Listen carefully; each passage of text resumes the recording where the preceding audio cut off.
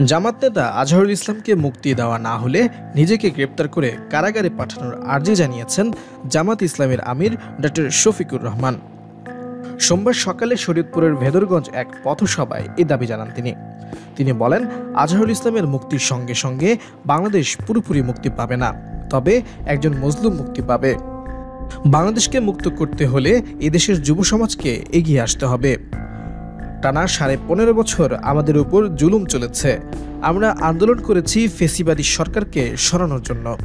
আমরা রাজনীতিবিদরা পারিনি, কিন্তু সেই সব দুঃখ, কষ্ট, যাতনা, জুলুম একত্রিত হয়ে যে শক্তি তৈরি হয়েছিল আমাদের ছাত্রদের নেতৃত্বে, সেই শক্তিতে বাংলাদেশ মুক্ত হয়েছে।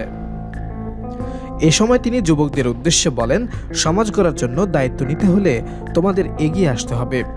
যে সমাজে যুবকরা এগিয়ে আসে বিপ্লবের জন্য, সে সমাজে আল্লাহর পক্ষ থেকে বিপ্লব সফল হয়। আমি যুবকদের থেকে দুটি জিনিস চাই, একটি গভীর দেশপ্রেম ও আরেকটি আল্লাহর প্রতি ভয়। এই দুটি জিনিস নিয়ে যদি যুবকরা এগিয়ে আসে, তারাই হবে সব ষড়যন্ত্রের বিরুদ্ধে হিমালয় পর্বত।